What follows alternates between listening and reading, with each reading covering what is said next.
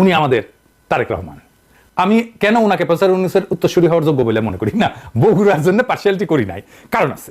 কারণটা কি আসেন শুনি। আওয়ামী হাসিনার সাথে যারা ছিল তারা বাদ রেখে সবাইকে নিয়ে একটি ট্রানজিশনাল সরকার গঠন হবে। তার প্রধান থাকবে ডক্টর মোহাম্মদ ইউনূস, আর তার উপপ্রধান থাকবে বিএনপির ভারপ্রাপ্ত চেয়ারম্যান জনাব তারেক রহমান। কোন রকম নির্বাচন ছাড়াই একটা সরকার তৈরি হবে, যে সরকারটা হবে জাতীয় সরকার।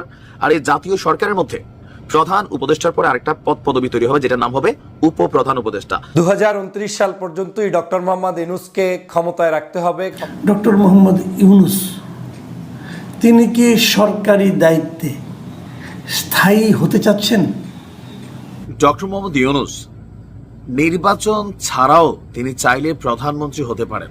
খবরটি সৌজন্য সাক্ষাতের, কিন্তু এর একটি তাৎপর্য আছে। ডক্টর মোহাম্মদ ইউনূসের সঙ্গে সেনাবাহিনীর প্রধান জেনারেল ওয়াকারুজ্জামান সাক্ষাৎ করেছেন। এই খবরটি আইএসপিআর দিয়েছে। আইএসপিআর কি বিষয় নিয়ে আলোচনা হয়েছে? ডক্টর ইউনূসের 5 বছর চায় আরো নাগরিক পার্টি এবং তাদের সমর্থকরা। অর্থাৎ গুরুত্বপূর্ণ কিছু ভিডিও আপনাদের মাঝে শেয়ার করব, যে ভিডিওগুলো দেখলে রীতিমতো অবাক হবেন, যে ভিডিওগুলো চাঞ্চল্যকর অবস্থার সৃষ্টি হয়েছে, সামাজিক যোগাযোগ মাধ্যমে ভাইরাল। সেই ভিডিওটি আপনাদের মাঝে প্রকাশ করতে যাচ্ছি, তাই সকলের কাছে অনুরোধ করছি একদম না টেনে ভিডিওটি শেষ পর্যন্ত দেখতে থাকুন। চ্যানেল যদি নতুন হয়ে থাকেন তাহলে এখনই চ্যানেলটিকে সাবস্ক্রাইব করে পাশে থাকা বেল বাটনটি অন করে দিন। তাহলে আর কথা না বাড়িয়ে আসুন দেখে আসি সম্পূর্ণ ভিডিওটি। কয়েক ঘন্টা আগে আমি একটা নিউজ দিয়েছি, ইভেন আপনারাও গণমাধ্যমে দেখেছেন, যে হঠাৎ করেই আমাদের জাতীয় নাগরিক পার্টির ব্লুটুথ বয় সার্জিস একটা আবদার করছে যে ডক্টর মোহাম্মদ ইউনূসকে 5 বছরের জন্য নির্বাচিত প্রধানমন্ত্রী হিসেবে তিনি দেখতে চান। তো বিষয়টা কি আসলে তার মস্তিষ্ক প্রসূত কোনো চিন্তা না, এটার পেছনের মূল কারিগর হচ্ছেন পিনাকিদা। আজকে তিনি একটা ভিডিও দিয়েছেন যে কে হচ্ছেন উপপ্রধান উপদেষ্টা। উপপ্রধান উপদেষ্টা তার মানে প্রধান উপদেষ্টা যিনি আছেন, এরপর আমরা সবাইকে উপদেষ্টা চিনি, বাট এর মিডলে একটা পোস্ট তৈরি করার জন্য পিনাকিদা একটা ব্যাখ্যা দিয়েছেন যে এখানে একজন উপপ্রধান উপদেষ্টা দরকার। তো উপপ্রধান উপদেষ্টা নির্বাচন আর 2-3 মাস পরে তফসিল ঘোষণা হবে। ডক্টর ইউনূস বলছেন ডিসেম্বর অথবা জুন, আর বছর খানেকের জন্য উপপ্রধান উপদেষ্টার কি দরকার আছে? দরকার আছে, তবে বছর খানেকের জন্য না, এই সময়টা প্রায় 3.5 বছরের জন্য। মাথায় অনেকে ঢুকছে, অনেকে ঢুকছে না। পিনাকিদার থিওরিটা হচ্ছে একটা জাতীয় সরকার গঠন করা, আর ডক্টর ইউনূসের এই উপদেষ্টা পরিষদের মেয়াদ আগামী 3 থেকে 4 বছরের জন্য ফিক্সড করে দেওয়া। অর্থাৎ কোন রকম নির্বাচন ছাড়াই একটা সরকার তৈরি হবে, যে সরকারটা হবে জাতীয় সরকার। আর এই জাতীয় সরকারের মধ্যে প্রধান উপদেষ্টার পরে আরেকটা পদ পদবি তৈরি হবে, যেটার নাম হবে উপপ্রধান উপদেষ্টা। তো কে এই উপপ্রধান উপদেষ্টা হিসাবে দায়িত্ব নেওয়া উচিত, অথবা কাকে দেওয়া যায়? তিনি এখানে জনাব তারেক রহমানের নামটা সামনে নিয়ে আসছেন। এখন কেন জনাব তারেক রহমান? কারণ হচ্ছে এই মুহূর্তে ডক্টর ইউনূসকে নির্বাচনের জন্য চাপ প্রয়োগকারী যে দলটা মাঠে সবচেয়ে বেশি অ্যাক্টিভ, এটা হচ্ছে কে? আমাদের বিএনপি। সো বিএনপিকে যদি নির্বাচন ছাড়া এই লম্বা সময় টিকাই রাখতে হয় মাঠে, তাহলে দরকার হচ্ছে একজন উপপ্রধান উপদেষ্টা, যার পাওয়ারটা হবে ডক্টর ইউনূসের থেকে একটু কম, বাট দুজনেই কাছাকাছি লেভেলের একটা ক্ষমতা নিয়ে থাকবেন। এখন এই যে উপপ্রধান উপদেষ্টা পদটায় জনাব তারেক রহমানকে বসানোর মেইন কারণটাই হচ্ছে নির্বাচন নিয়ে যেন বিএনপির যে হুঁশিয়ারি, যেমন আজকে মির্জা ফখরুল ইসলাম তিনি একটা বক্তব্য দিয়েছেন যে কোনো মুহূর্তে বিএনপি নির্বাচনের দাবিতে রাজপথে নামবে। এখন রাজপথে যদি বিএনপি নামে, তাহলে এই সরকার অনেক রকম ডিস্টারবেন্সের মধ্যে পড়বে। কেন? কারণ মাঠের শক্তিতে বিএনপির একার যে শক্তি অথবা আওয়ামী লীগের যে শক্তি, এটা অন্য কোনো দলের আসলে কিন্তু নাই। জামাত তাদের মতন করে ভালো আছে, কিন্তু ডক্টর ইউনূসের সরকারের এই মেয়াদকে নাড়াচাড়া করার জন্য সবচেয়ে বড় বাধা হচ্ছে বিএনপি। সো সেই বিএনপি থেকে যদি উপপ্রধান উপদেষ্টা পদটা জনাব তারেক রহমানকে টেকনিক্যালি ম্যানেজ করে দেওয়া যায়, তাহলে এই সরকারটা আরো 3-4 বছর থাকতে পারে। এখন কেন পিনাকি চাচ্ছেন ডক্টর ইউনূসকে 3-4 বছর রাখার জন্য? তার মোটিভটা কি?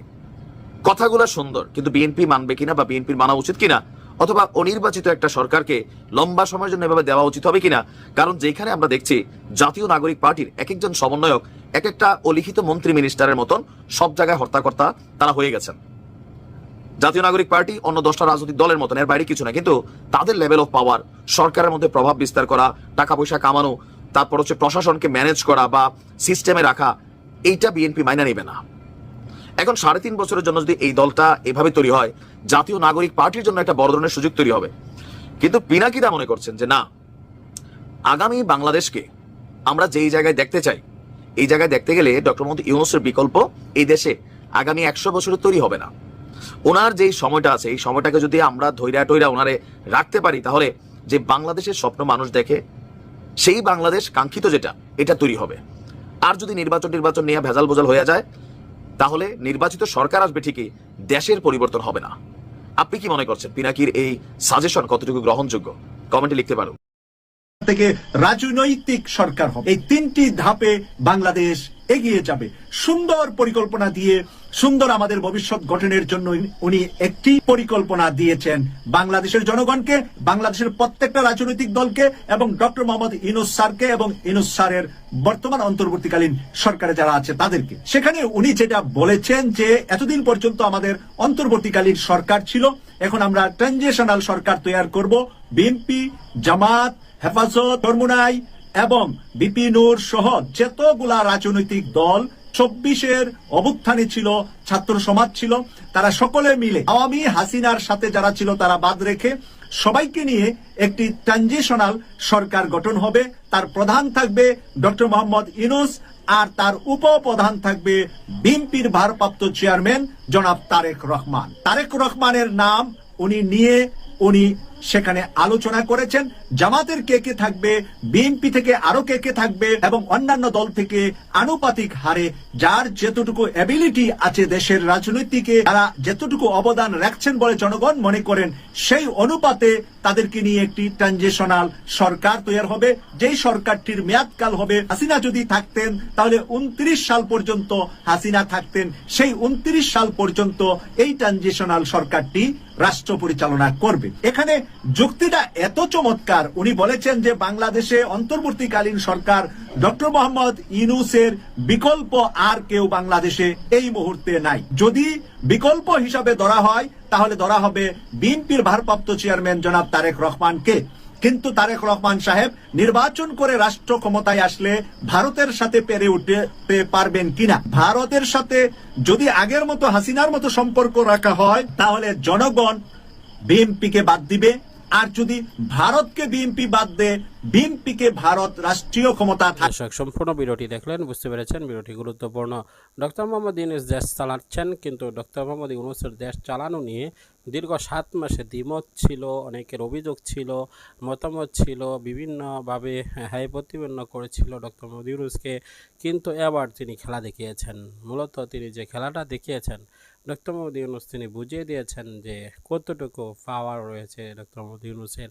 ডক্টর মোহাম্মদ ইউনূসের পাওয়ার সম্বন্ধে এবার সকল অবগত হলেও আমরা দেখেছি যে ডক্টর মোহাম্মদ ইউনূসের পাওয়ার যদি তাকে আরও 5 বছরের জন্য দেওয়া হয় তাহলে আরও তিনি শক্তিশালী ভূমিকা পালন করবেন, আরও শক্তিশালীভাবে তিনি সামনে আসবেন, জাতির সামনে উপস্থিত হতে পারবেন। আমরা চাই যে তাকে আরও সময় দেওয়া হোক, আর সেই সময় যেন অতি দীর্ঘায়িত না হোক। আরও 1 বছর সময় অন্তত তাকে দেওয়া উচিত, যেন তিনি কিছু করে দেখাতে পারেন। 5 বছর থাকা সর্বোচ্চ আমি মনে করি।